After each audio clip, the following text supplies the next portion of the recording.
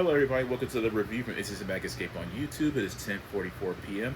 If you hear any background noise, that is my fans going on. Once again, I apologize.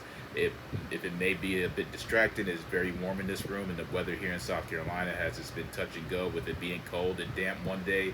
The next day it's warm and it's close to 80 degrees, so it's hard to get used to the constant changes in weather. So hopefully we begin to experience more consistency with it remaining cold and cool. Without further ado, let's go ahead and get into details of this review.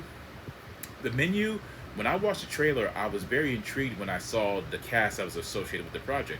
The names of Ralph Fiennes, Anna Taylor-Joy, Nicholas Hoult, Hong Chow, John Leguizamo.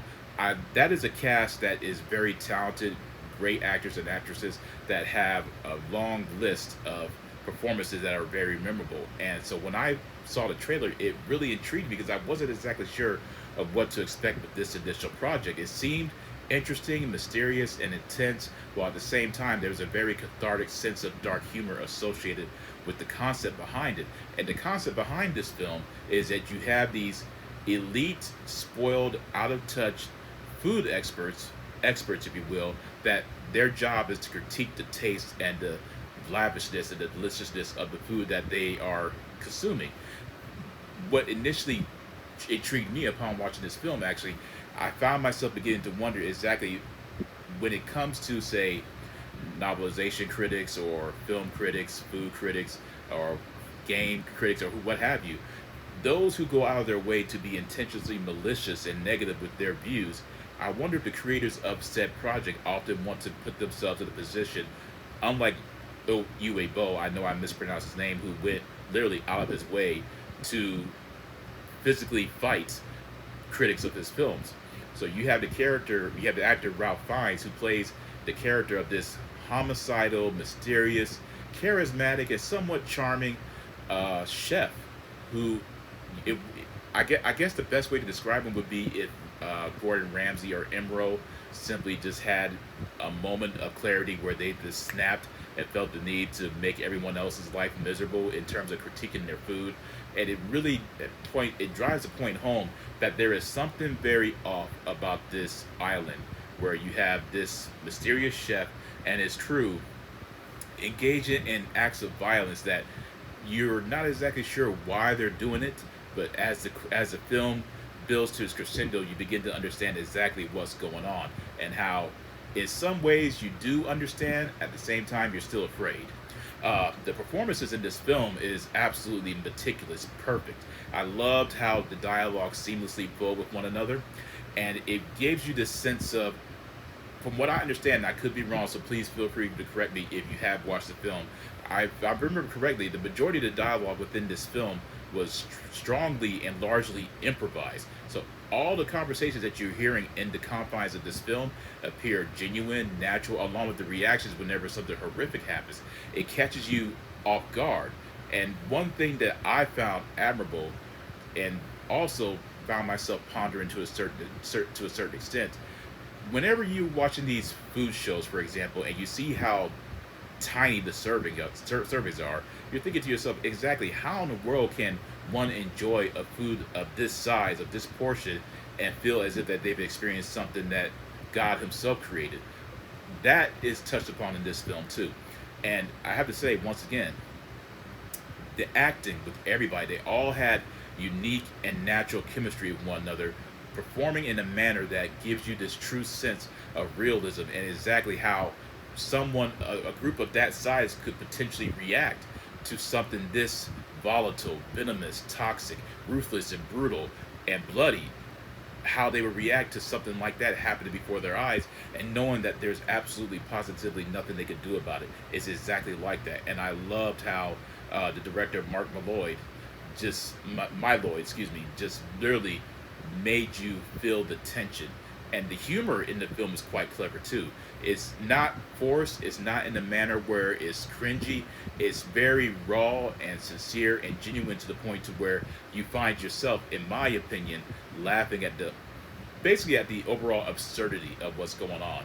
And I have to say, this film is by far one of the best films I have watched in 2022. And it seems to me that the year of 2022 is the year of quality, top-notch films that is just seemingly surprising everybody. It's catching a lot of people off guard. There's nothing preachy, complicated, deep philosophically, nothing political. Is simply providing an entertaining story that you can enjoy from beginning to end. And not once is there any type of moment in the film where it's boring.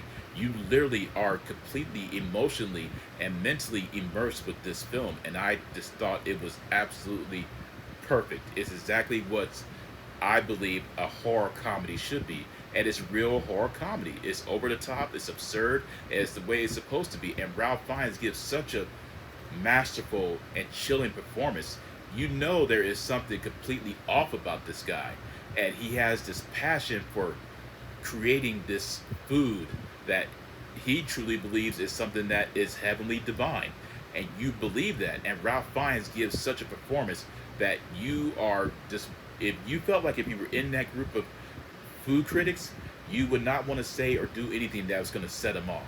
And that is, to me, the simmering rage is a lot more intimidating and unexpected compared to the one rage where, say, it's Gordon Ramsay, he's just going off all over the place because it's good for ratings. The simmering, quiet rage is what's really more intimidating because you don't know exactly what is going to set this person off. And the humor is dry, quirky, and it gives you a true sense of exactly how you can incorporate humor in a horror film without it being elementary. And that's what it does, and that's what it really does perfectly, in my opinion. John Leguizamo is hilarious too.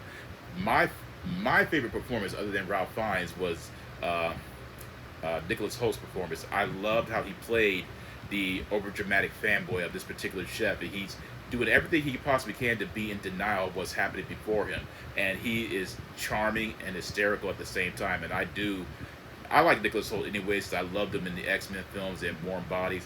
And even Mad Max Fury Road. So he's one of the more up-and-coming talented actors that I do believe deserves a lot more recognition. Anna Taylor-Joy does an amazing job as well. She has the acting chops of playing this quirky, dry humor type of character too. Everyone is at the top of their game, and I highly recommend The Menu. The music is great, the acting is wonderful, the atmosphere, the tension that you feel with these specific characters gives you a broad sense of what it means to have right characters and be into them in a manner that you care about every single one of them, but at the same time you understand exactly why they are in the position that they're in. So I have to give The Menu 2 thumbs up, a 10 out of 10. I do recommend it. It is not for children. There's a lot of profanity and over-the-top grotesque violence involved. But other than that, it's a great film to watch with your group of friends because you will definitely be entertained from beginning to end. And that's just from my overall perspective. That is my review of The Menu. I hope you guys enjoyed it. Let me know in the comment section what you thought about it. If you have watched the film, and should you get a chance to watch it, please let me know what you thought about it after you watch it. Leave a comment on my Facebook, and if you're interested in joining my Discord to talk about films, I'm more than happy to have you guys there. Next review is going to be most likely She Said or Violet Night. Be on the lookout for those, and take care, my friends, and peace out.